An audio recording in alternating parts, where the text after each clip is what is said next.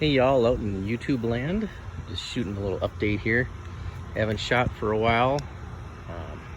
Been pretty hot here lately, so I got a lot of heat stress going on my lawn, and I got some other issues. I'm getting ready to do a little hose end application of some Trimac crabgrass killer. Take care of some of the issues. I've been spraying the dandelions kind of as I go, but I got some crabgrass coming here, kind of back behind the bird feeding station. Oh, got a little bird eating in there, scared him away. I'll show you here. Yeah, there's some kind of in this area. I think this is probably crabgrass, but then I got some kind of coming over. Yeah, this is definitely crabgrass over in here. Get some of that coming. I put on crabgrass preventer this spring with my fertilizer, and I did put a second app of preventer down, so I got some coming now. And I just kind of choose to put the post emergent on, just kill it, keep the dog out of here for a couple of days, and should be fine. Been getting a lot of this, I think this is clover, these white flowers and the small petals in there. Getting a lot of that and a lot of creeping Charlie. Been kind of trying to pull it as I go, and I get a lot of these things. I don't even know what this is. I've been pulling them, hoping that the grass kind of takes over. But as you can see, I finished my fence though too. That was a pretty huge score. So cost plenty, but I did it pretty much all myself. Put a little solar light on the four corners. Gonna put another one on the other corner, and then by the other corner of the garage. Right one on top of the bird feeding station, and then maybe some lights on the insides on like every other post,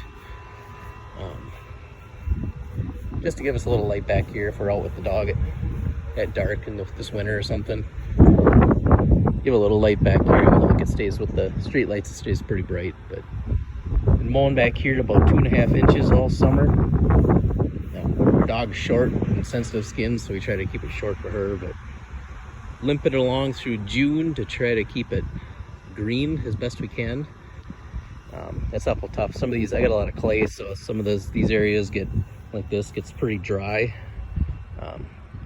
This grass just can't handle it, so try to keep it as green as possible.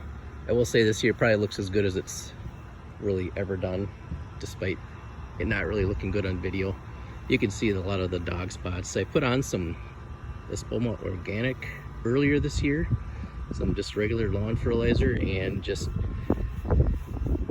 I don't know, it's coming. It's gotten a little better. I think you can see those spots showed up more before I had that on. So the plan is still to do a dethatch this fall, and then do a overseed, aerate, and slit seed, and we'll see how good the lawn can look next year, and just kind of try to keep it watered. And so, but I got some other issues going on, so I got some of this.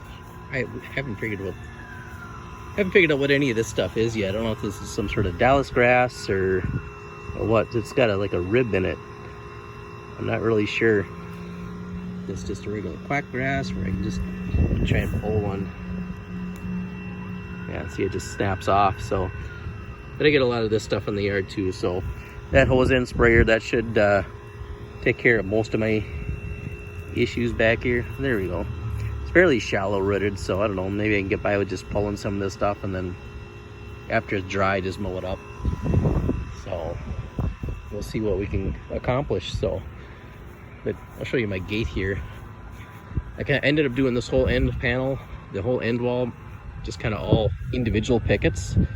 I had bought the panels. They're all 8-foot panels, and I had to, some of me cut a little short to fit the posts. But then in here, I had such a slope that I put half panel down there, or cut it to fit. It didn't look right, so I ended up taking the panel apart, and then just putting the rails, screwing the rails on, and then just nail the panels back on so they're vertical. And then I bought the no sag kit from Menards, which is basically just those 4 braces in the corners. And then just put the frame together and mounted the pickets on there, and then it was dragging a little bit. I added this this handle in here. I think it's pretty slick. I did drill a hole through there, but it's got a little thumb button there, and it just kind of raises that up and works pretty slick, and it just kind of shuts pretty slick. But I had an issue. It's after I built it, it started to settle on me, so we're having to lift up and pull it across. It was dragging on the grass quite a bit, so I cut the bottom, the upper corner off, so it was just kind of all nice angle. And then I took, in order to get this work, I had to put this on this block, add a 2x4 on the inside there, mount the hinge to that, because I had originally mounted the hinge to this, and then it was, but as I opened, it was binding here. It wouldn't open far enough to get my trailer through, so I added this, screwed into these. So then I did, to get that to quit sagging, I just took off this panel, moved this block over, didn't even unscrew the hinge.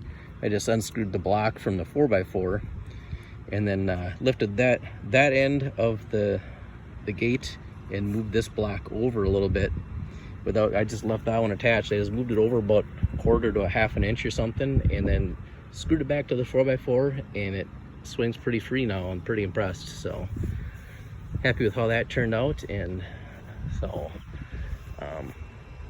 yeah, I got another gate down at the end there. That one I just put a couple of just your standard hooks on the inside. I put one on the top, one on the bottom, because the braces seem to make the panel twist a little bit. So just to kind of hold it straight and make it look nice on the outside. That's why I put the two on there. I'll show you the outside here. These are just your standard cedar pickets. So there's the outside, just a 4-foot tall cedar picket. I did mostly 8-foot panels, and yeah, turned out pretty awesome, I think. So, all right, well, if you watch it, thanks for checking it out.